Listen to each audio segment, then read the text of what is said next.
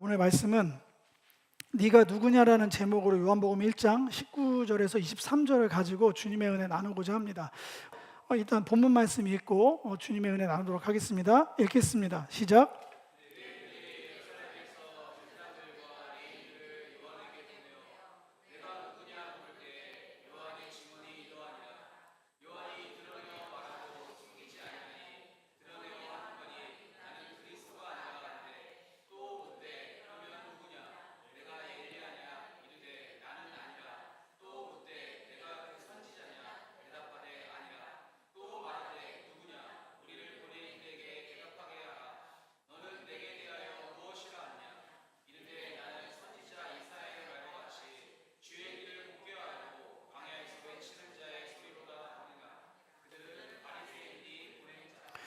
네, 이 짧은 본문 안에 너무 많은 배경이 들어 있어요. 제사장들, 레위인들은 뭐 익히 들어서 아실 테고, 바리새인들은 여기 계신 분들 제가 아는 오늘 새로 이렇게 방문 주신 분들 말고는 바리새인을 처음 들어보신 분은 없을 거예요. 근데 우리 그 바리새인, 사두개인, SNF파 어마어마한 중간사회 400년 동안 세팅이 돼 있었다잖아요. 그 얘기도 해야 되지만 여기 이 질문의 요지가 그리스도, 엘리야, 그 선지자, 이 세 개로 세례 요한이란 사람에 대해 정체성을 정말 집요하리만치 묻습니다. 집요하리만치 이게 뭐가 그렇게 중요한지, 이 사람에 대해서 네가 그리스도냐, 엘리야냐, 그 선지자냐, 누구냐고 정체성을 계속 물어봐요. 그러면서 이 사람의 대답은 더 가관입니다. 나는 소리다. 내 정체성은 소리야. 이사야 본문 다 빼고 나는 소리야, 사운드야, 보이스야. 하나님께서 뭔가를 얘기하는 그분의 목소리야. 이렇게 자기 정체성을 가지고 자기 사역, 자기 정체성으로 열고 있는데, 더 기가 막힌 건 이게 요한복음 1장이잖아요. 사복음서 마태, 마가, 누가, 요한에는 예수님 이야기로 시작하지 않습니다. 물론 예수님 족보도 나오고 태어나신 얘기도 나오고 배경 설명도 나오지만, 스토리로 본다 그러면 실제적인 얘기는 생각보다 세례 요한 비중이 많습니다. 세례 요한 비중이 왜 높냐고 얘기 드리면, 수태고지를 예수님만 들은 게 아니잖아요. 세례 요한도 얘기해 줬어요. 그리고 그 아버지가 직업이 뭐고 뭐 하다가 어떻게 이 아이를 낳고 별의별 스토리가, 우리는 신약에서 예수님만 알고 있으면 되는데 그냥 지나가지 않고 모든 복음서의 시작이 세례 요한으로 시작한다는 거예요. 이거는 그 인물이 중요해서가 아니겠죠.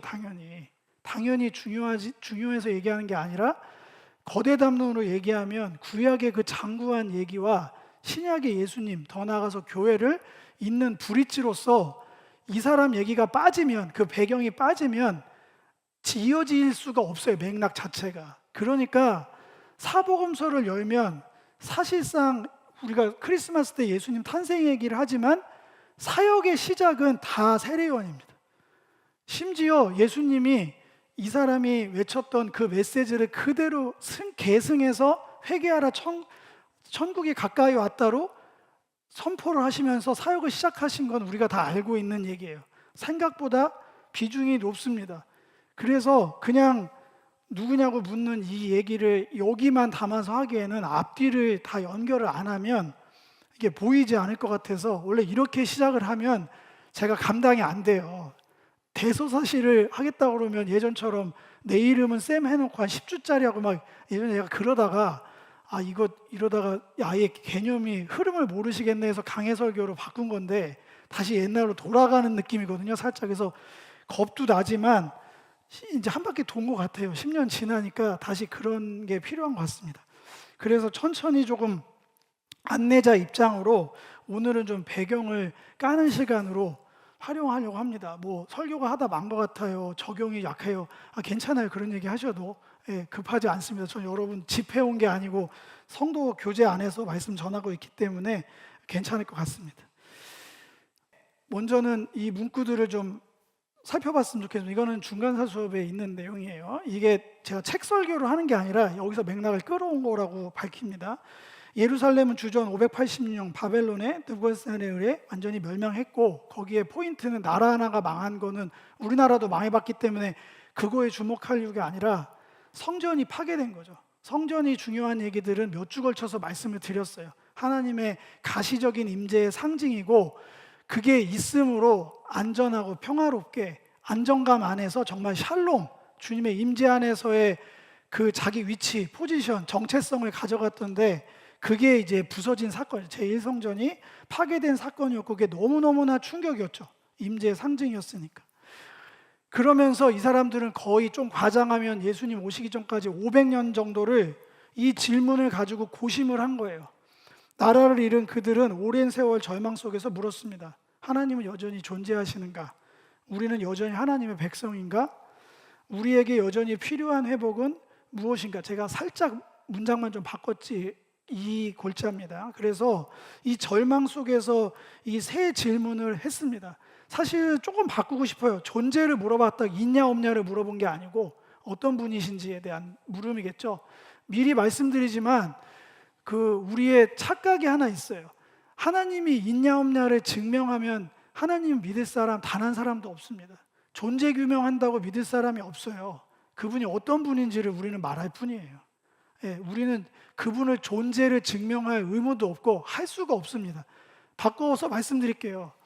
사람들한테 내 언어로, 내 지식으로 하나님을 증명해내고 존재를 규정하면 그게 하나님입니까? 그 순간? 그런 거는 질문은 나오지만 하나님이 어떤 분인지에 대한 걸로 바꿔 가셔야 돼요. 진짜 질문은 다른 거예요. 이따가 말미에 나오지만 우리가 말해줘야 될 거는 전혀 다른 거예요. 실존적으로 하나님이 있냐 없냐로 가져가지 않았으면 좋겠어요. 질문 자체를. 이 세 가지 질문으로 500년 이상을 씨름하고 고민해서 중간사가 펼쳐지고, 이 고민들을 각자의 방식으로 풀어갔던 계파들이 바리새, 사두개인, SNF파, 크게 그렇게 나눠졌던 거예요. 파가 나눠진 거를 기억하지 마시고 그들의 공통분모가 이 질문이었다는 거죠. 이 질문이 성경에 나와 있진 않아요. 그냥 그렇게 압축을 한 거지. 이게 오늘날 우리 실존하고도 맞닿아 있는 질문이기 때문에 유효하다고 제가 생각이 듭니다. 구약이 어떻게 신약에 이르면서 회복에 혹은 완성에 도달하게 되는지, 실제로 많은 구약 성경이 주전 516년 제2성전 건립 이후에 기록됐다는 건 역사적 사실이고요. 기록을 그때 했다는 게 아니라 그때 집대성했다고 표현하는 게 맞는 것 같아요. 구전으로 오고 흩어져 있던 것들을 그때 가서야 우리가 왜 이렇게 됐지? 지난 시간에 얘기했잖아요. 하나님 창세기에 부르심에서 메소포타미아에서 불러내서 가나안 땅에서 정착하게 하시는 게 이 장구한 얘기의 시작이었는데 도루묵된 거거든요. 도로 거기서 빼내져 가지고 메소포타미아 바벨론으로 보내진 얘기잖아요. 본인들이 흩어졌죠. 바벨탑으로 바벨론 사람들이 흩어진 게 아니라 구약 성경 끝에 보면 본인들이 흩어진 얘기로 끝나잖아요. 그러니까 일부가 돌아와서 하나님의 임재의 상징 성전을 건축은 했지만 에스겔이 말했던 그 성전이 아니에요. 제1성전의 그 영광은 하나도 회복되지 않으니까 이 사람들이 더 어려움이 생긴 거예요. 이게 맞나? 이거 어떻게 해야 될지를 모르겠는 거죠. 그 고민 안에서 이런 것도 얘기했었고, 그 다음에 AD 70년에 유대 전쟁 하면서 신약 성경의 모든 얘기, 서신서도 그 뒤로 써진 건 거의 대부분 얘기하는 게 요한계시록하고 요한복음 정도만 그 시간 이후에 쓰여진 거지, 다 유대 전쟁, 예루살렘 성전, 제2성전 부서지는 그 시간 안에 거의 우리가 아는 모든 스토리가 거의 다 들어 있습니다. 그래서 요한복음, 요한계시록, 요새 학자분들은 계시록보다 요한복음이 제일 뒤에 쓴 성경으로 얘기하는 게 점점 많아져요. 그러니까 요한복음에 우리한테 복음 전할 때 대부분 요한복음 3장 16절 등 많은 얘기들을 하잖아요. 우리한테 익숙한 거 영생, 구원, 뭐 거듭남, 뭐 이런 표현들이 제일 늦게 쓰여졌다는 건 유대인에서 이방인으로 많이 바뀌어 있고, 그들이 그 정서에 이해하는 언어로 구약에 있던 모든 내용들이, 그 내용들의 정서와 이런 것들이 그 시대의 언어로 정말 상스럽게 바뀌어가지고 그 깊이 있는 성스러운 내용이 바뀌어서 전달된 내용이 우리한테 익숙해진 거예요. 그러니까 지금 우린 뒤집어서 영생, 구원, 거듭남을 히브리적 개념으로 뒤로 봐야지 본질이 나온다는 얘기예요. 그래서 쉽지 않아요. 그 시대의 언어로 가져가면 이렇게 되는 거예요. 제가 걱정되는 건 고통에서 놓이는 게 구원받는 게 아니에요. 고통은 누구에게나 있는 거거든요. 예수 믿든 안 믿든, 그게 불자든 이슬람교도든 삶의 질고는 그 누구에게도 있어요. 근데 예수님이 와서 고통에서 해방해 주려고 온 거면 질문이에요. 그런 게 성경에 있죠. 이거 지금 제가 인트로듀스를 하는 거 나중에 천천히 다 다시 할 거야. 예수님 12제자 중에 그런 스토리를 보신 적 있나요? 신약 성경에?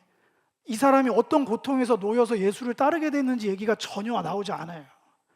그 사람들은 우리가 알고 있는 재정의 맨날 기도 제목으로 돌아가는 재정의 고통, 뭐 관계의 고통, 또 뭐가 있을까요? 뭐 육신의 질병의 고통에 놓여서 감동받아서 쫓아다닌 사람이란 얘기가 단 한 줄도 없어요. 예수님 특별히 3명 데리고 다녔잖아요. 그 3명 스토리에 그런 얘기가 없어요.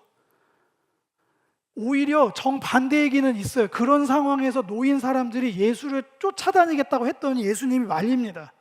너는 너의 자리에서 너의 삶을 살으라고. 뭐 거라사 광인도 그렇고 혈루병 걸린 여인들, 우리에게 더 친근한, 병에서 고침받고 뭐 바디메오 보길 원합니다 했던 본 사람들, 우리 입장에선 그 사람들이 그 12제자의 수제자로 들어갈 것 같은데 그렇지 않아요.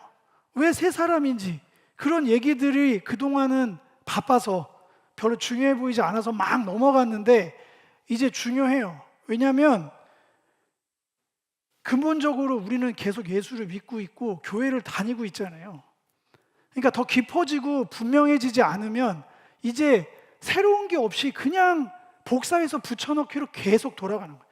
우리 안에서 이게 고여 있으니까 그 생명이 풍성하게 하려고 오셨다고 했는데 그 영생을 예수님께서 직접적으로 요한복음 10장에 내가 온 것은 양으로 생명을 얻어 그 생명이 더 풍성하게 하려고 왔다는데 생명의 풍성함을 지금 경험하고 계세요? 물으면 말을 못합니다. 뭐가 생명인지를 모르니까 거듭났냐고 물어봐서 분별하면 목사님이 뭔데 거듭났냐 아니냐 판단하냐, 그건 정확한 말씀이세요. 저는 그 분별할 능력이 없어요. 영안이 그런 거를 분별해서 당신은 구원 받으셨습니다, 뭐 레벨이 얼마입니다, 전혀 해당 사항이 없고요. 앞으로도 그런 사람 만나시면 그냥 믿고 걸르시면 돼요. 그건 하나님만 아시지 우리가 어떻게 알아요? 그걸 어떻게 알아요? 그 중심을, 마음에 하나님을 향한 갈망이 있는지, 예수를 어떻게 따르고 있는지, 겉보기에 맞는 교회에서 제시한 뭔가를 따라가는 걸로 그 얄팍한 지표로 그 사람의 신앙을 평가하면 지금 이렇게 되는 거거든요. 4명 중에 1명이었는데 이제는 10명 중에 2명, 1명 시대로 바뀌어가고 있잖아요. 그런데 그걸 똑같이 답습은 못합니다. 그건 지혜롭지 못한 거예요.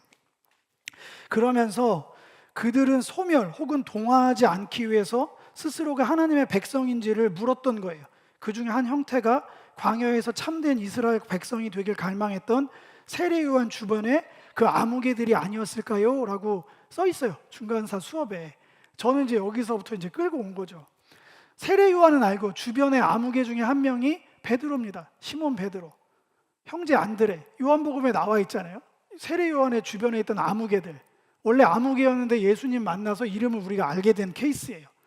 그래서 이 아무개들 얘기가 예수님 수제자들 얘기이기 때문에 세례 요한을 그냥 넘어가 버리면 그 아무개들이 왜 예수님을 쫓아갔는지, 그들이 왜 끝까지 그렇게 그 장구한 스토리 안에서 예수님은 그들을 끝까지 사랑하셨는지, 그 끝사랑이 의미가 뭔지가 되게 얕게 간다는 거죠. 더 깊이 있게. 그게 우리가 그동안 들었던 설교나 뭐 책에서 나왔던 게 틀렸고 제가 얘기하는 것만 진리라는 얘기 아니라 저는 더 붙여 드리는 거예요. 더 깊이 있게, 더 입체적으로 우리를 더 객관화를 하고 이 시대를 바라보고 우리의 소명을 확인하자, 이런 차원에서 말씀을 드리는 겁니다. 그러려면 어쩔 수 없이 구약에 여기까지 오는 과정을 다시 한번 리뷰를 해야 됩니다. 이거 또 하시나요? 하면 그냥 또 들어주세요. 왜냐하면 각인이 돼서 그냥 툭 치면 나올 때까지 해보려고 합니다. 이게 옅어지면 우리 삶의 자리가 없어요. 그들은 500년 동안 씨름했다니까요. 이 얘기를. 에덴으로 시작한 얘기가 출애굽 성막을 지나서 성전, 제2성전으로 구약 내용이 전부 다 이렇게 구성이 되어 있습니다. 대략 막 필름이 돌아가셔야 돼요. 그 중에 가장 중요한 인물은 아담이죠. 하나님의 형상 아담. 조금 더 들어가 있습니다. 왕 같은 제사장, 제일 프로토타입 원형이죠. 왕 같은 제사장, 선지자의 원형인 아담인데 철저히 실패했죠. 실패하고 새로운 뱀을 이기는 어떤 존재 얘기로 이 에덴이 끝납니다. 그리고 나서 이제 아브라함을 부르셔서 출애굽하면서 성막으로 에덴을 옮겨와서 그 스토리가 이어지고, 그게 그대로 다윗이라는 왕을 통해서 제사장이자 왕이자 선지자 같은 모세를 지나서 똑같이 왕 같은 제사장, 예배도 드리고 왕적 통치하잖아요. 똑같은 아담의 모습을 닮은 다윗을 통해서 이 중간사를 넘어 이제 예수님께 연결이 되는 이 광대한 얘기를 여러분 들었고, 여기서부터는 유대인들의 구약이라고 표현된 타나크 얘기를 해야 됩니다. 이 타나크, 이런 정보를 드리고자 함이 아니라 기본 정보 깔고 제가 포인트를 두고 있는 게 있어요. 그게 이 세례요한과 연결이 되기 때문에 이걸 넘어갈 수가 없습니다. 타나크라고 생소하실 거예요. 여기 미크라는 이제 이 타나크에 똑같이 부르는 말인데, 봉독하다, 같이 읽다라는 뜻으로 훨씬 더 공적인 예배의 의미로는 미크라라고 하고요. 이 타나크는 이제 연구하고 스터디하는 비중이 더 커요, 용어가. 그래서 공식 용어는 이제 타나크인데 뭐 미크라라고도 합니다. 총 24권으로 돼 있고요. 우리가 모르는 성경은 없어요. 똑같아요. 구약 성경 우리는 39권이죠. 여기는 24권인데 이 권수가 이제 합본이 되어 있는 게 있어서 그렇지 없는 내용이 들어가 있지는 않습니다. 처음에 5권을 율법서라고 해서 토라라고 하고요. 여기 그 녹색으로 칠해놓은 것, 그래서 TNK 이렇게 합쳐서 타나크라고 하는 거예요. 네비임은 예언서 8권이 있고요. 케투빔은 성문서라고 해서 11권이 있습니다. 뭐 창출레민신 5권이 있고, 전기 예언서 여호수아부터 사사기, 그 다음에 사무엘, 상하, 열왕기, 상하를 전기 예언서로 봐요. 여기서부터 좀 이상하죠? 왜냐면은 우리는 구약을 역사서로 이걸 봤는데 예언서라고 얘기한다는 거는 확실히 이건 증명해 주는 거예요. 뭐냐면 역사를 선지자적 눈으로 읽어서 썼어요 라고 얘기를 해주는 거잖아요. 되게 중요합니다. 이게 그냥 역사 팩트를 기록한 게 아니라, 그럼 가짜인가요? 이거는 진짜 초딩 질문이고, 역사를 해석을 한 거예요. 선지자들 눈으로 우리가 왜 어떻게 이렇게 된 건지, 어떻게 해야 되는지를 선지자적, 그래서 전기 예언서라고 부르고 뒤에를 후기 예언서라고 부르는 거를 이제 3개, 12개로 나눕니다. 이사야서, 예레미야, 에스겔. 그래서 이거를 대예언서. 이거는 위대하다가 아니고요. 분량이 많다예요. 정말로 분량이 많다, 분량이 적다 해서 12개 소선지서, 배열은 거의 같습니다.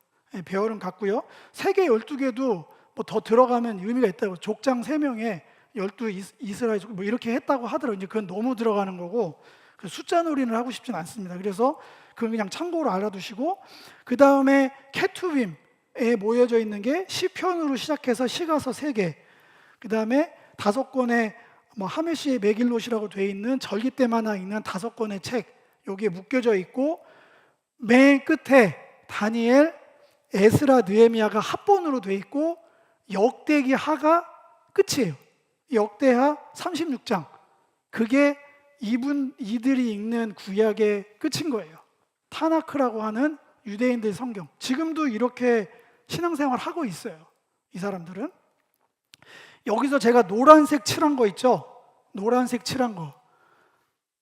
이게 책이면 성령의 감동으로 정말 수많은 사람이 썼다고 기적 같은 얘기를 들으셨잖아요. 이걸 만약에 하나님께서 편집자로 자기의 스토리죠. 하나님의 이야기를, 구원 이야기, 하나님의 세계 경륜을, 창조 세계 경영에 대한 이야기를 이으면 당연히 각 권이 끝나고 시작할 때는 이어져야 돼요. 이게 맥락이 끊기면 한 사람이 이어갔다고 할 수가 없어요. 스토리가. 근데 놀랍게 이어집니다. 이어져요. 제가 요새 맥체인 하면서 이 배열을 다 흩어서 보자고 제안을 한 거잖아요. 제가 여러분들이 성경 좀 쉽게 읽게 맥체인 수업을 읽으면 안 돼요 이렇게 한 게 아니라 제가 들고 왔잖아요. 저는 이 순서를 되게 중요하게 여기는 사람이에요. 솔직히 말해서 지금 배열로 놓고 봐야 돼요. 그게 훨씬 더 선명하게 디렉션하는 예수 그리스도로 몰려가거든요. 교회가 하나님이 성령이 거하시는 성전으로서의 그 정체성이 분명해지거든요. 그럼에도 불구하고 흩어서 보완해서 읽자고 한 건 먼저 익숙해져야 돼요. 그리고 이렇게 설명을 하지 않으면 절대로 이 흐름이 안 보입니다. 구절로 쪼개서 권당 쪼개서 설교를 평생 들으니까 흐름이 안 보여요. 근데 그냥 대략만 넘어갈게요. 뭐가 공통분모인지. 신명기 끝에 보면 모세와 같은 사람, 다시는 모세와 같은 사람이 일어나지 않았어 하면서 이 뒤에 내용 끝까지 모세는 그 뒤로 없어 그러면서 모세가 다시 와야 돼. 모세와 같은 왕 같은 선지자 같은 제사장 같은 그 한 사람이 와서 이 얘기를 끝내야 돼라고 얘기를 합니다.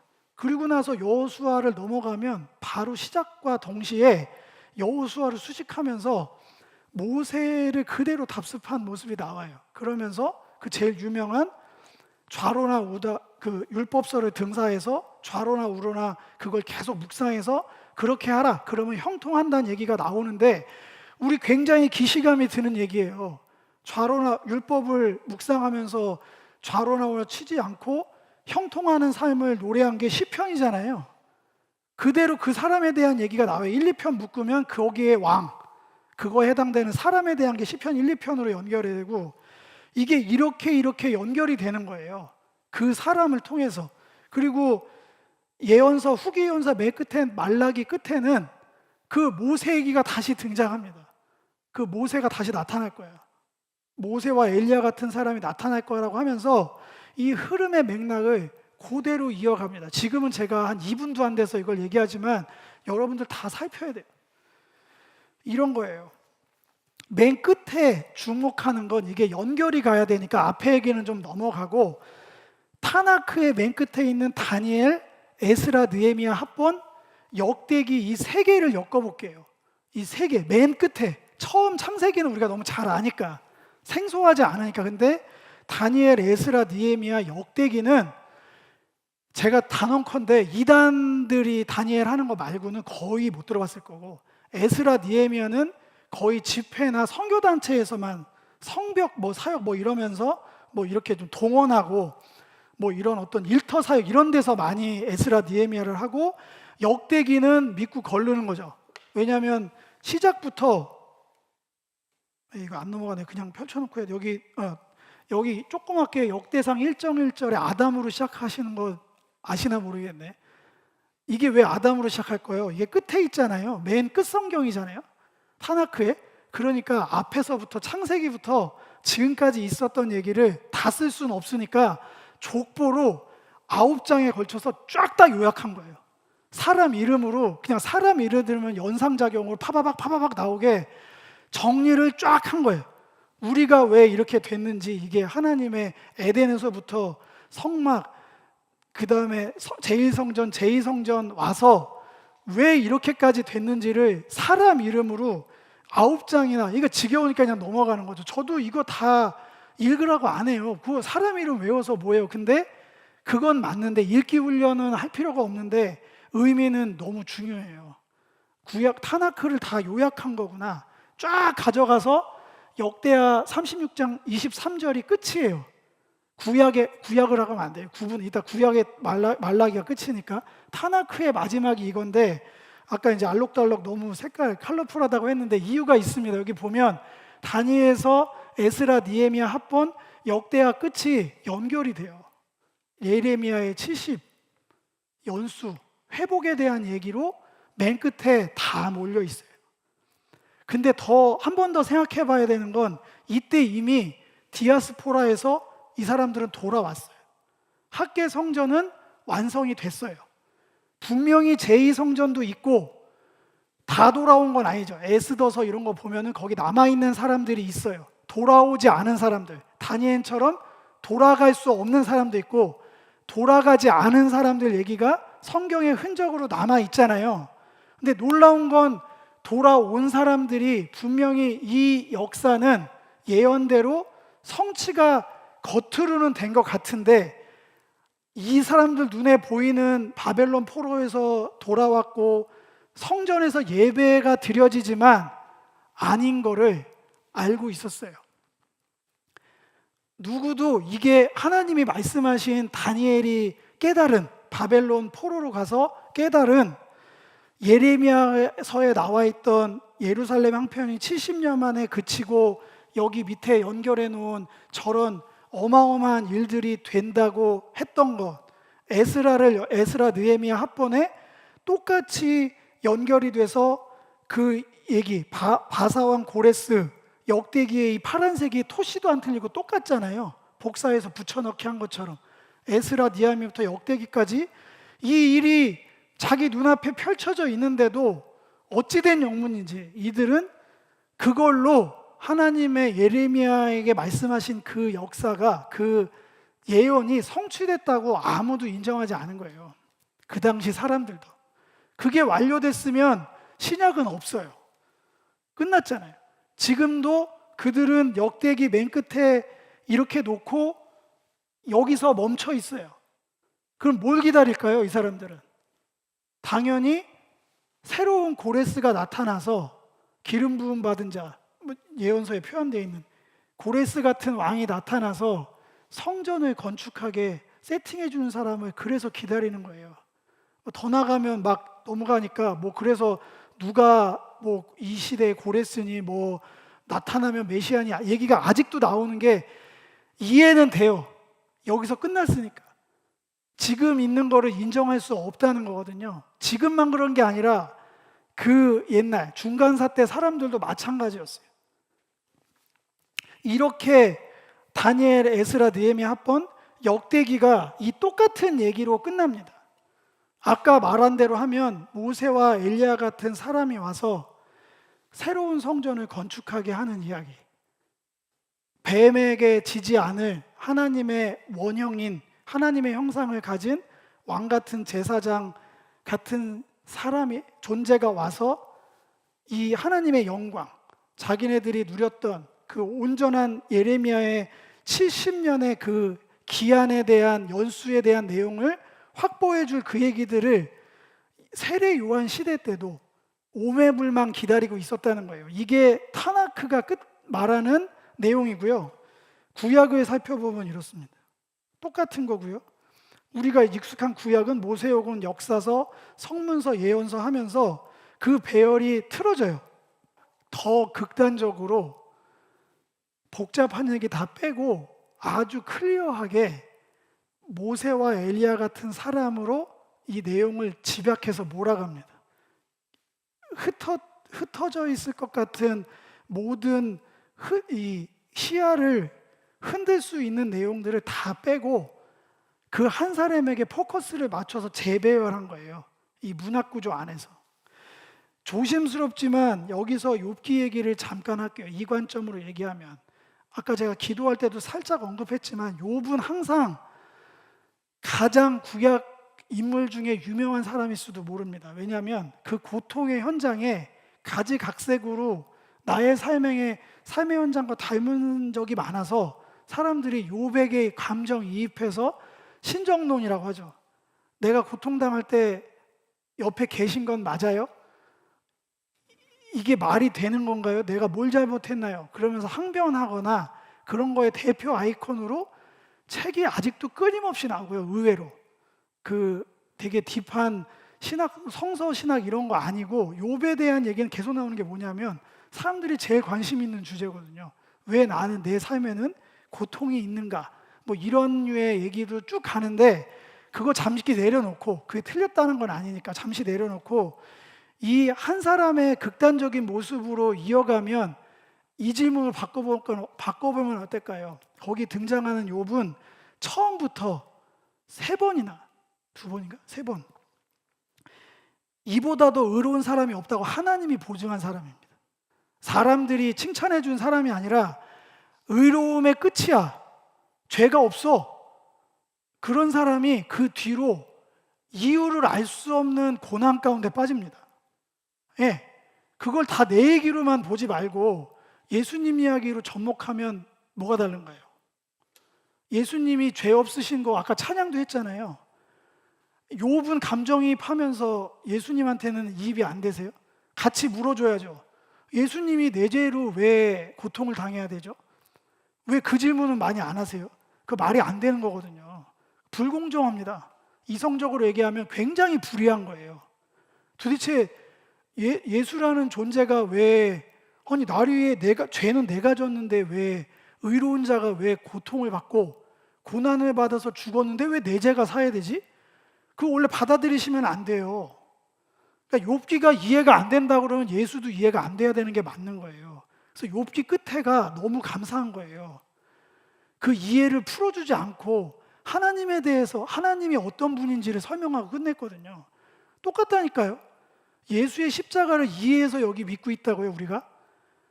제가 봤을 땐 시민의식이 결여되신 것 같습니다. 되게 불공정해요, 제 눈에는. 너무 말도 안 되거든요.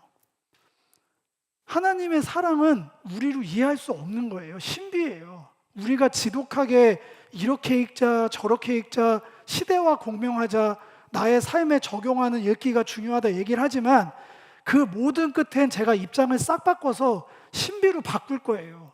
지금 예수님 안 계세요. 우리 옆에. 우리 만질 수 없어요. 지금 우리가 예수 믿는 건 성령, 예수의 영이라고 되어 있는 성령과 함께 하는 거거든요. 이걸 이성의 논리로 설명하라고요? 어마어마한 신비예요. 여기서부터는 이성의 범주가 넘어간 겁니다. 공명해야 이 삶을 갈 수 있어요. 팩트로 가자. 예수님 없는데 있다고 만들어 놓지 말라니까요. 지금은 성령, 예수의 영이신 성령으로 모든 거를, 그래서 예수님이 끊임없이 얘기하셨잖아요. 내가 가는 게 더 유익할걸. 그분이 오셔서 나를 다 기억하고 생각나고 리마인드하고 어떻게 살아야 할지 다 얘기해 줄걸. 그렇게 얘기하고 가셨거든요. 아주 기쁘게, 감사하게. 왜냐하면 그래야 모든 이들이 예수와 함께 할 수 있거든요. 지금도 육신으로 계시면 지금은 그분이 어디 계신지 맨날 서칭해야 돼요. 그분 팔로우십 하려면은. 여기서 무슨 팔로우를 해요? 그분 있는데 집 팔고 다 가야지. 근데 신비로 넘어가니까 여기서 우리가 신앙생활을 할 수 있는 겁니다. 신명기에 34장 18절 이런 거 보면 모세와 같은 선지자를 일으키리라. 이적과 기사와 모든 큰 권능과 위엄을 행하게 한 사람이다. 말라기 맨 끝에 우리는 4장까지로 돼 있지만 그냥 원전 성경으로 보면 3장이 끝이거든요. 내용이 없어진 게 아니라 그냥 사람이 분류한 거니까 장절은 그냥 읽기로 보면 3장 맨 끝에는 모세와 엘리야 같은 선지자가 올 거다 얘기합니다. 모세는 여러분 잘 알고 엘리야는 왜 선지자가 대표로 나왔을까요? 이적과 기사를 행한 선지자가 그렇게 많지 않아요. 기행을 한 선지자는 많은데 그 메시지를 전하면서 이적과 기사, 그래서 AI 요새 편하니까 엘리야의 기적이 뭔가요? 치면은 아주 타다다닥 해갖고 한 10초도 안 걸려갖고 뭐 했고 싹 다 나옵니다. 그러면 입이 쩍 벌어질 거예요. 예수님이랑 되게 닮았는데? 주일학교에서는 그런 거 많이 하죠. 이렇게 붙이기로 해서 얼마나 닮았을까요? 그래서 뭐 엘리야, 엘리사 해놓고 예수님 사역 이렇게 블라인드 해놓고 이렇게 열면 똑같습니다. 똑같아요. 새로운 모세가 왔어, 새로운 엘리야가 왔어를 신약에서는 끊임없이 증거하고 있거든요. 그거 증거한 이유는 이것 때문에 그래요. 구약과 타나크와 연결해야 되니까. 인물은 연결이 되는데 하나 놓친 게 있죠. 아까 타나크의 끝, 성전에 대한 얘기는 우리가 놓쳤습니다. 네, 사람에 대한 거는 그렇게 많이 얘기를 했는데 이거 타나크 끝인 역대하 23절, 오늘 얘기하진 않겠지만 이 뉘앙스로 잘 들어보세요. 여기 바사왕 고레스가 뭐라고 하냐면 하늘의 신 여호와께서 세상 만국을 내게 주셨고, 세상 만국을 하늘과 땅에 있는 모든 권세로 바꾸면 어떨까요? 똑같죠, 워딩이? 권세를 나한테 다 줬어. 나에게 명령하여 유다 예루살렘에 성전을 건축하라 하셨으니 너희 중에 그 백성된 자는 다 올라가라. 하늘과 땅에 있는 모든 권세를 내게 주셨으니 너희는 가서 아버지와 아들과 성령의 이름으로 세례를 부고 내가 너에게 가르친 것을 너에게 말한 것들 가르쳐 지키게 하라. 보라, 세상 끝날까지 내가 너희와 항상 함께 한다. 워딩만 바뀌었지 마태는 의식하고 있어요. 그분이 오셨다고. 그 기름 부은 자가 와서 제자 삼으라는 얘기가 그럼 뭘로 바뀌는 거예요? 성전 건축하라는 얘기잖아요. 그걸 바울이 그대로 받아서 지난주 맥락 안에서 얘기한 거잖아요. 너희가 성령이 거하시는 전인 줄 알지 못하느냐. 사람 세워지는 건 계시록에 사람이 벽돌이거든요. 사람이 문짝이고, 실제로 나는 벽돌 문짝이 아니죠. 예루살렘 거룩한 성, 하늘에서부터 내려오는 거룩한 성 예루살렘을 보여주면서 거기에 벽돌 하나 문짝에 사람 이름이 다 정체성이 돼 있잖아요. 너희들이 다 성전이 되어가는 그 비전이, 에스겔의 그 비전이 그대로 계시록까지 이어지는 거예요. 그걸 그대로 얘기를 한다니까요. 타나크. 왜냐하면 예수님은 우리가 보는 구약 성경 배열로 읽지 않았을 거예요. 예수님은 타나크를 읽으셨지. 그러면서 지금 타나크가 더 권위가 높으니까 읽으세요. 이거 이제 오버페이스 가는 거예요. 내용이 바뀌지 않는다니까요. 없던 성경이 들어가 있지 않고, 더 분명하게 구약 편집자들이 그렇게 책 배열을 바꾼 건 그 문학 단위 안에서 장르별로 하면서 정확하게 예수 그리스도에게 포커스를 맞춰준 거예요. 예, 그러면 그 읽기로 보면 되죠. 성전 개념으로 볼 거면 이 순서대로 보면 되는 거고. 그러니까 맥체인으로 흩었다가 다시 이 배열로 올 거예요. 그래야 돼요. 계속 맥체인으로 얘기하면 이게 안 보이는 건 아닌데 더 어려워져요. 그러면 기본 깔고 가야 됩니다. 일단 성경 읽어야 돼요. 그러면서 더 가볼게요. 네, 이 두 개를 합치면 이제 이렇게 됩니다. 끝에 두 개를 합치면, 타나크와 구약을 합치면 성전 지으러 올라가자, 돌아가자는 거죠. 고토로 돌아가라. 그 다음에 누군가를 기다리라. 이 두 개가 뭉쳐서 지금 누구한테 간 거냐면 세례 요한한테 간 거예요. 회개하라, 우리 알고 있잖아요. 그게 후회하라, 아이고 막 이거 아닌 거 이제 알잖아요. 메타노에오가 어느 아래서 생각하다, 이거 원어적으로 메타노에오가 그런 거고, 방향을 바꾸라는 거잖아요. 돌아가라는 거잖아요. 그 디렉션은 이미 나와 있어요. 성전이 되는 삶, 혹은 성전을 짓는 삶으로 돌아가는 거예요. 그냥 맥락 없이 회개하라, 너 죄를 뉘우쳐라, 뭐 잘못했어, 막 이렇게 가는 거는 그거가 잘못했다는 게 아니라 그 과정을 통해서 목적하는 바를 말하는 거예요. 이제 이렇게 해서 에스겔의 환상 내용이 이제 신약으로 연결이 되는 거죠. 역대하와 말라기의 이 모든 얘기가 구약과 신약을 잇는 인물 사건 세례 요한과 요단강 세례로 집약이 돼야 돼요. 그렇게 읽어내지 못하면 그냥 에피소드에 불과합니다. 그러니까 이 사람들이 집요하게 묻는 거예요. 네가 그리스도냐? 네가 그 선지자냐? 모세죠. 그 선지자를 일으킨다고 했던 신명기의 그 모세야? 너가 엘리야야? 계속 묻는 거예요.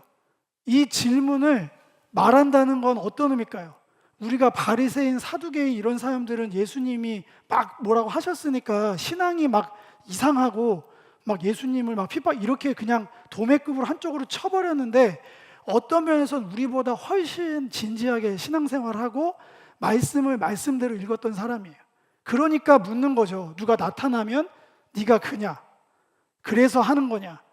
이걸 묻는 건 정죄에서 끌어내리려는 것도 있겠죠. 뭐 자기 권력이 어쩌고 뭐 이런 스토리 얘기할 수 있는데, 그 전에 이 이야기를 자기 삶의 중요한 포지션으로 놓고 갔다는 거잖아요. 아까 세 개의 질문으로. 이제 이 얘기가 아까 우리가 서두에 중간사 수업에 끌어왔던 거에 질문과 연결을 하는 거예요. 나라를 잃은 그들은 오랜 세월 동안 절망 속에서 물은 거예요. 성전은 언제 다시 지러 가지? 또 하나, 모세와 엘리야 같은 선지자는 언제 오지? 그거가 왜 기다리냐면 이 질문에 대한 답이 거기서 나올 거라고 생각했던 거야. 성전이 지어져야 하나님이 존재하시는지를 알지. 어떤 분인지를 그때야 아는 거예요. 이거 잘 들으셔야 돼요. 성전이 있어야 하나님이 어떤 분인지를 알 수 있다니까. 그 시대가 성전이 없으면 몰라요. 아무도 인정하지 않아요. 고대 근동 세계관에서 성전이 없다는 그 신은 없는 거예요. 아무런 능력이 없는 거예요. 그 성전이 있으면 그 안에서 나는 그 하나님의 백성이 맞나? 하나님은 있는 게 맞는데 내가 그의 백성인 거를 또 확인이 돼야 되잖아요. 그리고 진정 내가 하나님의 백성이 되려면 어떤 회복이 필요한지, 어떻게 살아가야 되지? 나는 하나님도 계시고 내가 하나님의 백성이면 난 어떻게 살아가는 게 맞지? 이 세 가지 고민을 진지하게 하니까 세례 요한이 등장해서 어떤 퍼포먼스를 하고 막 선포하고 막 하니까 그 얘기가 들리기 시작하는 거예요. 뭐지? 이거 뭐지? 그때인가?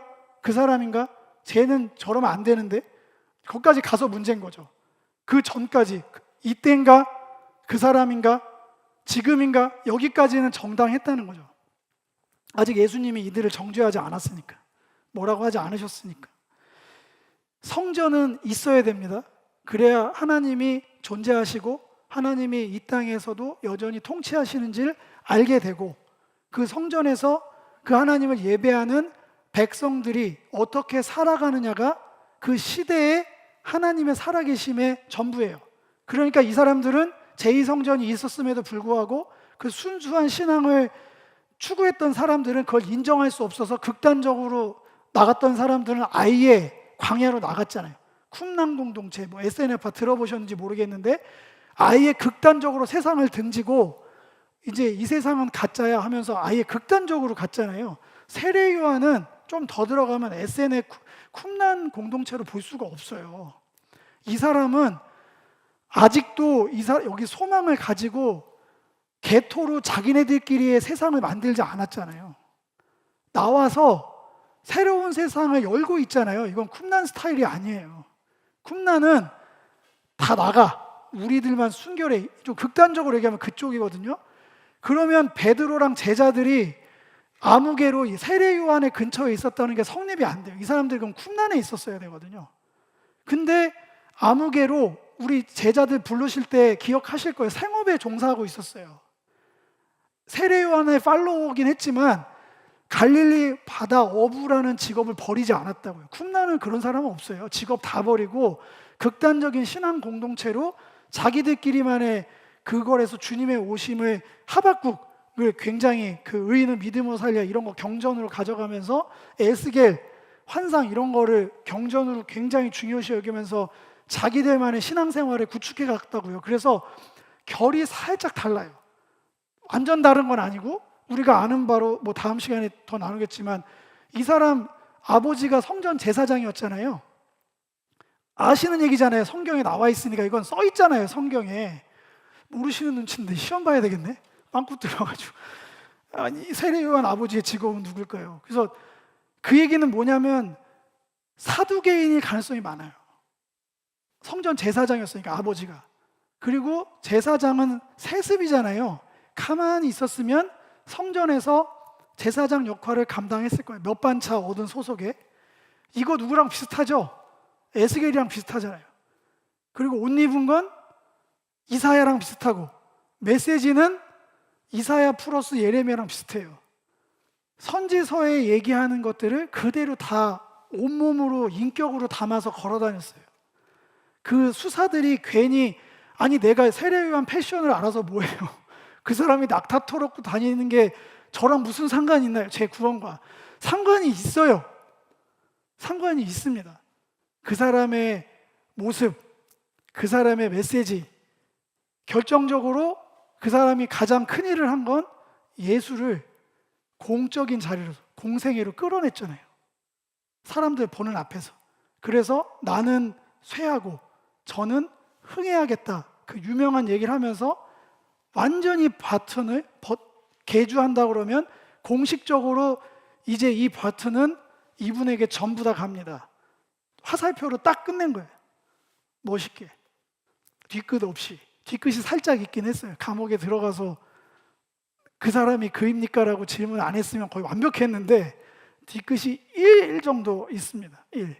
딱 1 빼고는 거의 완벽하게 자기 역할과 기능을 그 시대 가운데 딱 하고 마무리됐어요.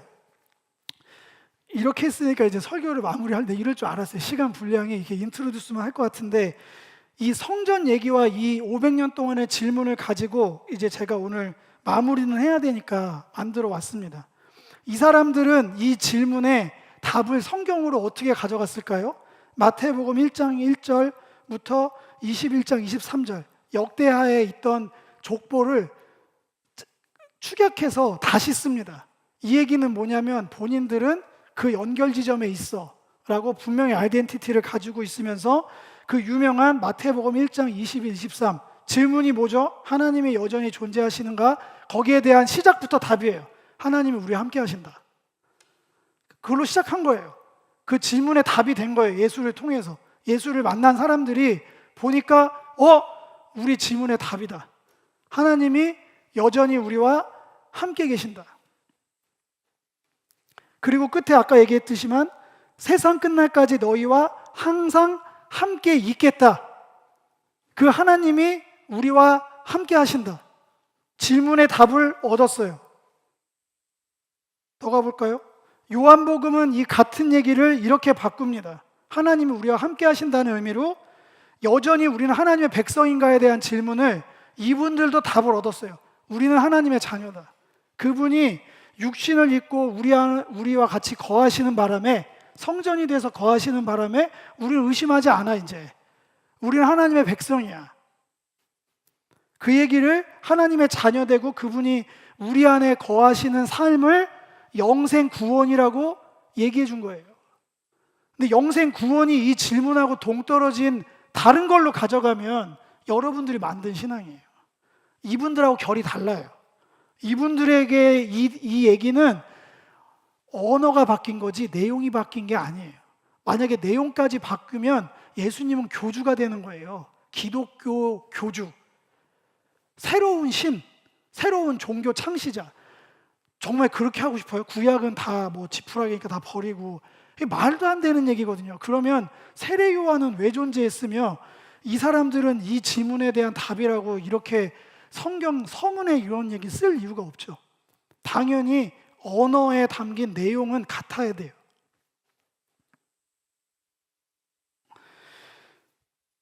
우리는 그의 소유된 백성이고 우리는 이제 하나님의 백성이다.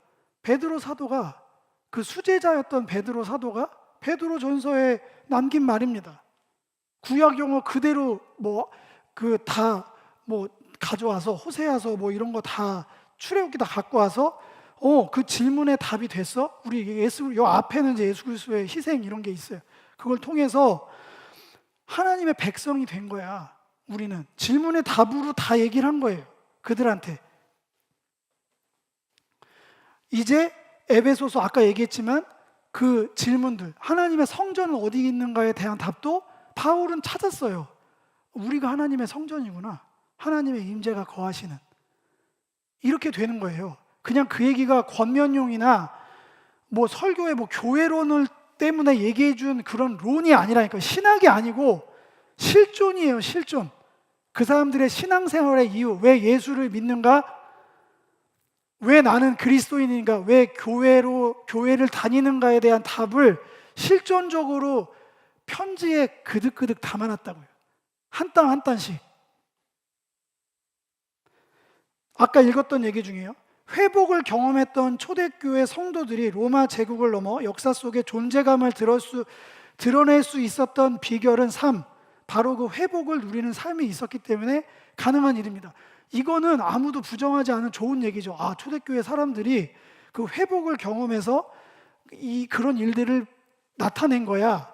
이거는 어려운 얘기가 아닌데, 이거를 그 사람들이 회복이 뭔가요? 그 사람들이 경험했던 회복이. 그동안은 유대인들 개념으로 얘기했으니까 이방인들에게 쓴 고린도, 가장 더러운 동네였죠. 그 동시에 타락했던 도시 중에 하나. 거기 가서 새로운 피조물이고 전권 대사야. 앰버서더. 요새 앰버서더는 MZ 애들이 더 잘 알아요. 무슨 상표 유명한 무슨 명품의 앰버서더들이 있잖아요. NIV든 모든 영어 성경은 이 단어를 앰버서더로 번역해놨어요. 그 어마어마한 자부심이거든요. 그냥 인플루언서 정도가 아니라 가장 그 시대의 아이콘 사람들만 앰버서더가 되잖아요. 그 사람들한테 천문학적 돈을 비용을 지불해가면서 초청해가지고 핸드백 하나 들고 하고 옷 하나 들게 해서 다리 꼬고 앉아있게 하잖아요. 그 사람들이 시대의 트렌드를 끌고 가니까 그 단어가 여기다 써 있다니까요. 그걸 회복을 경험한 거예요. 예수를 통해서 너희들이 이제 이 시대의 앰버서더야.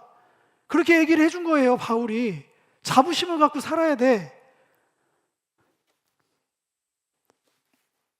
하나님의 가족이야. 이제 우리는 로마 시민권 한복판에서 빌립보서 이런데 그 퇴역 군인들 있던 마을 사람들한테 시민권은, 우리 시민권은 하늘에 있어. 그때 로마 시민권은 항소권, 핍박받지 않을 권, 뭐 어마어마한 나라 그 군대가 그 법으로 나를 보호해줄 어마어마한 실존적인 그 여권 파워 같은 거거든요. 근데 그 시민권을, 바울은 로마 시민권자였잖아요. 근데 그 시민권을 하늘에다 둔 거예요. 야, 로마 시민권도 이렇게 센데 실제로 바울이 그걸 써먹었죠.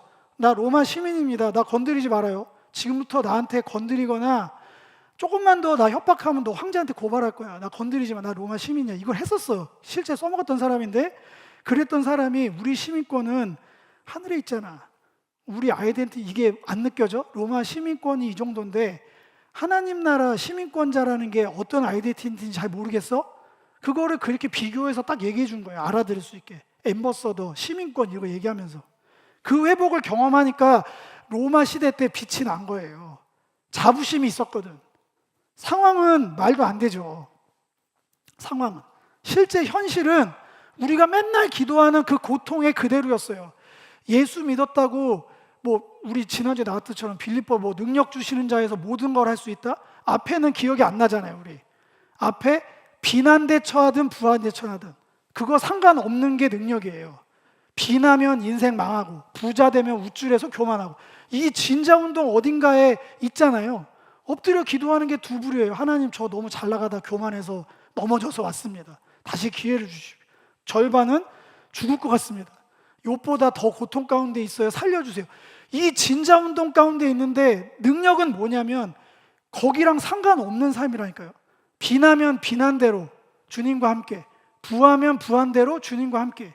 그게 자유인이에요. 그게 능력이고 아무도 못 건드리잖아. 그러니까 고통으로 들어갈 수 있는 구멍이 없어요. 그 사람한테.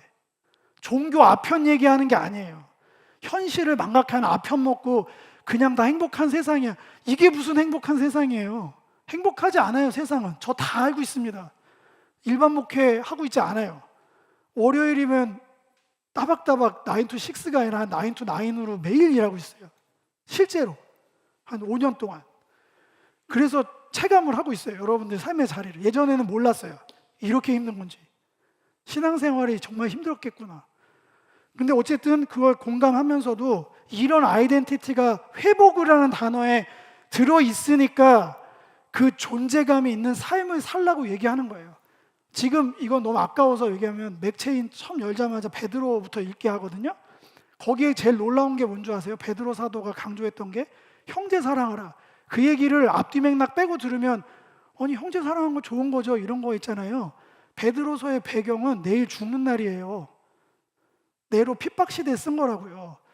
그런데 살려달라고 안 하고 그 사람들은 내일 죽더라도 우리는 품격 있게 형제 사랑하면서 사는 거야. 그거를 성경이라고 쓴 거예요. 질이 달라요. 같은 선상에 놓으면 안 돼. 그러니까 맥체인으로 흐름을 깨서 삶의 자리를 같이 갖다 놓자는 거예요. 그래야 입체적으로 저 사람들은 별똥부대가 아니었구나. 우리보다 훨씬 삶의 질고 고통 가운데 있었구나. 의인이 핍박받는 욥이 땡기면 베드로는 진짜 항변했었을 거예요. 초대교회 교인들은 우리가 뭔 잘못했냐? 예수 믿은 거 말고 잘못이 없는데 죽었거든요. 의인의 핍박을 예수만 당한 게 아니라, 예수님하고 동급이라는 얘기가 아니라 오고 오는 역사 속에 의인이 핍박받은 얘기가 너무 많아요. 그 사람들 신원해 주지 않았어요, 하나님이. 마태복음에 보면은 여기에 집대서 우리의 인생과 우리의 모든 불합리함을 가상칠언에 예수님이 압축했다고 저는 보여집니다. 오늘 너무 많이 가죠. 얘기가 큰일 났습니다. 지금 마무리하겠습니다.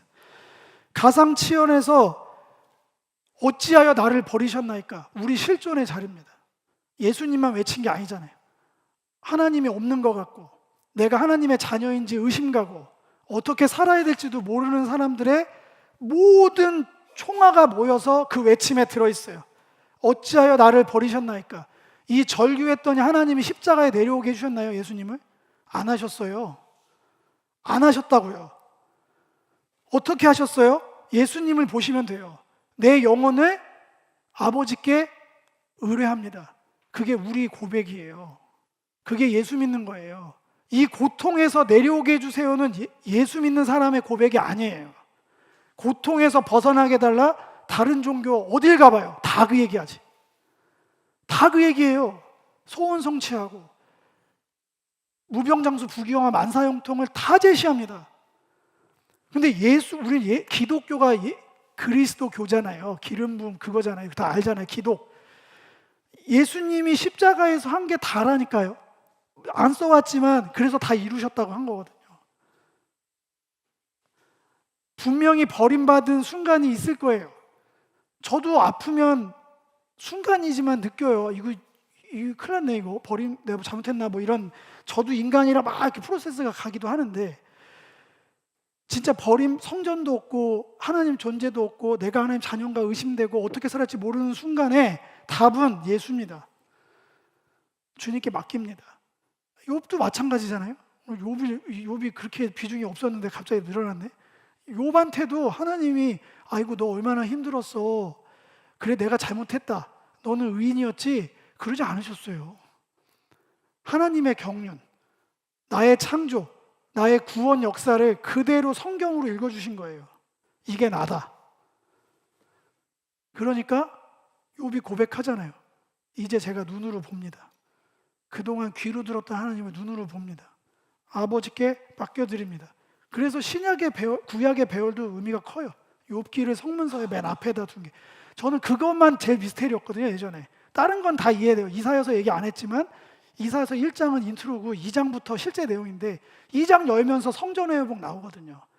이래서 이사야가 제일 앞에 나오고 다 이해되는데 도대체 욥은 뭐지 했는데 이제는 너무 은혜되게 충분히 답변이 되고, 우리로 죄에 죽고 영혼의 목자 감독 되신 이에게 돌아가게 한다. 회개하라 천국이 가까웠다를 베드로 원어로 바꾸면 회개하라를 목자와 영혼의 감독 되신 이에게 돌아가라. 하나님 나라가 와 있으니까 그렇게 바꿀 수 있어요. 이거는 예수님 수제자 베드로가 한 얘기니까 제 얘기가 아니니까 공신력 있겠죠. 나라를 잃은 그들의 질문을 이렇게 바꿔보겠습니다. 여러분의 삶에서 무엇인가를 잃은 당신은 오랜 세월 또 어떤 절망 속에서 물었습니다. 하나님은 어떤 분이신가요? 제가 하나님의 자녀가 맞나요? 저는 어떻게 살아가야 되나요? 그 두 개를 묶으면 왜 예수를 믿는가? 나는 왜 교회를 다니는가에 대한 질문으로 추격할 수 있습니다. 오늘 물어볼 겁니다. 맥체인 수업하면서.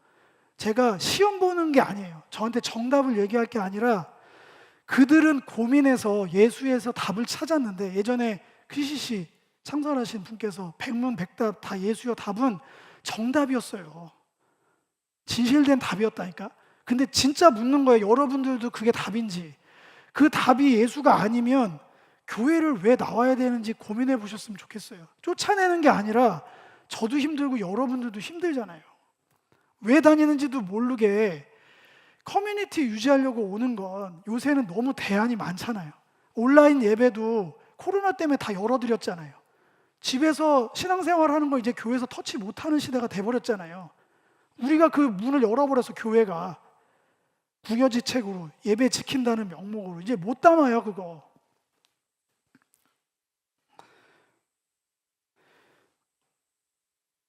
이렇게 바꿔보겠습니다. 똑같은 문구를 구원 영생을 경험한 현대교회 성도들이 AI 제국을 살아가며 현실 속에서 존재감을 드러낼 수 있는 삶의 비결은 3. 바로 그 구원과 영생을 누리는 삶이 있었기에 가능한 일입니다. 죽어서 누리는 천국은 성경에 안 써 있어요. 제 눈에는. 너의 삶 속에서 어떻게 살아가라는 얘기지, 죽어서 가는 천국을 예수로 답을 얻었다면 십자가에 저주받아서 죽은 자하고 헬라인들이 보면은 미련하기 짝이 없는 행동이 있거든요. 사람 모아놓고 바보처럼 그냥 죽은 거거든요. 오병이어 기적 때 애들만 어른들만 5천 명, 2만 명이거든요. 그 엿에 몰아서 예루살렘으로 들어갔어 봐요. 나라 바꿨지. 혁명이 일어나는 거예요. 역성혁명이. 바보거든요. 헬라인들이 보면 이거 바보 아니야? 유대인들이 보면 저주받은 인간 아니야? 그거를 무슨 영생 구원이에요? 그분이 주신 생명이 그거면 누가 따라오겠어요? 그게 아니라는 얘기잖아요. 로마 시대의 탁월한 삶의 기준을 제시하며 고교라고 숭고하게 살았던 초대교회의 모습으로 다시 돌아갈 때 오늘도 여전히 교회는 세상의 소망이 될 수 있습니다. AA 시대에도 탁월한 삶의 기준을 제시하며 고교라고 숭고하게 살아가는 현대 교회의 모습으로 살아갈 때 오늘도 여전히 교회는 세상의 소망이 될 수 있을 것입니다. 권면 아닙니다. 여러분들의 기도에 이게 소망으로 들어있는지를 찌르는 거예요. 저는 그거 없으면 이방인의 기도입니다. 가르침 받은 대로 전달드릴게요. 고통에서 놓이게 하자는 건 기도 훈련 받을 필요 없습니다. 기도 훈련은 이거 기도하는 걸 훈련시키는 거예요. 내 삶의 기준이 예수 믿고 이렇게 바뀌어가고 있는가? 그건 교회의 존재 이유예요. 왜 교회가 존재해야 되냐고 아까 설명드렸죠. 하나님은 교회를 통해 이 시대에도 살아계십니다. 성전이라서 그래요. 우리가 잘나서 그런 건 없어요. 그렇게 주님께서 결정하셨기 때문에 그래요. 썸네일에 어제 못 봤는데 교회가 갱신이 가능할까? 요새는 이런 자조 섞인 단어가 막 나와요. 몇만 명 있는 기독교 채널에. 그런 시대까지 와 있다니까요. 교회 자체로 이제 거의 포기 단계로 가는 부분도 있는데 그건 인본주의적인 거라고 봅니다. 그건 하나님이 정의하신 교회가 아니에요. 하나님의 정의하신 교회는 성령이 거하시는 거룩한 하나님의 존재 자체예요. 그렇게 되면 기도가 바뀝니다. 탁월한 삶의 기준으로 고결하고 숭고하게 하늘 시민권자로 앰버서더로 이 시대의 인플루언서로 살고 싶습니다. 인스타의 인플루언서는 아니겠죠. 근데 그게 저는 그런 거 기대 안 하는데요. 그냥 애들 잘 크고 저 사업 좀 편하게 되고 불편한 거 없이 그 기독교 아닙니다. 큰 착각입니다. 저는 이런 거에 대한 갈망이 없습니다. 질문하지 않아서 그래요. 저는 기독교야말로 대안이 필요합니다. 대안학교 교회에서 많이 지었잖아요. 이제 필요 없습니다. 대안 안 되는 거 20년 만에 증명 다 됐으니까 교회 학교부터 대안을 세웠으면 좋겠어요. 저 목사님한테 가끔 얘기합니다. 우리 이렇게 가지 말자고. 진짜 다시 시작하자고. 안 늦었다고. 우리 여기서 예수 믿는다고 누가 체포하러 오지 않잖아요. 예전처럼 무슨 베드로나 요한계시록처럼 예수 믿는다고 입틀막해서 잡아넣지 않아요. 여기 자유 대한민국입니다. 얼마나 좋은 세상에 살고 있어요. 기회가 이렇게 열렸는데 저는 저와 여러분들이 왜 예수를 믿는가? 나는 왜 예수를 믿는가? 왜 교회를 다니는가에 대한 질문을 가지고 맥체인을 읽든 어성경을 읽든 통독을 하든 타나크를 읽든 상관없어요. 생산풀을 하든 매일 성경을 보든 다 좋아요. 다 훌륭하고 원이어 바이블이 다 좋은데 질문은 하면서 보셨으면 좋겠어요. 그래야 답을 찾죠. 그래서 예수님이구나. 이걸 왜 준비시킬까요? 물어봐요. 여러분들한테. 동네 사람이 근데 언니, 오빠, 형님, 근데 왜 교회 다녀요? 왜 예수 믿어요, 형님은? 동생, 너는 왜 이렇게 교회를 다니냐? 그게 그분들에게 얻은 우리 기회예요. 그것까지 안 나오면 억지로 복음 못 전해요, 지금. 지금 무슨 수로 휴지 전한다고 어떻게 이게 전도가 돼요, 그게. 요새 상업시설도 휴지 안 나눠요. 창피합니다. 휴지 나눠주는 데가 전도가 아닌데 본질적으로 그럼 목사님은 답이 있습니까? 모여서 기도하자니까요. 연구하고 어떻게 하면 이 맨 나와 있는 게 그냥 좋게 살아요, 열심히 사세요가 아니라 실존의 고백으로 예수를 믿는 이유와 교회 다니는 거랑 연결을 할 수 있는지는 소그룹의 존재 이유고요. 매주 교회에서 모여서 예배드리고 식사교제하고 삶을 나누는 이유는 이렇게 되려고 하는 거예요. 이렇게 살려고. 이건 지혜가 필요한 부분이고 능력이 필요한 부분이에요.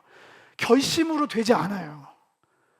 24시간 기도의 집 간다고 능력이 생기지 않아요. 지혜가 부어지지 않아요. 적어도 전 해봤어요.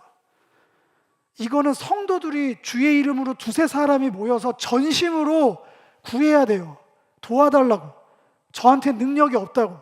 이 교회로는 할 수 있는 게 없다고. 간절히 부르짖고 금식해서 기도해야 될만 얘기예요. 오늘 여기까지 해야 됩니다.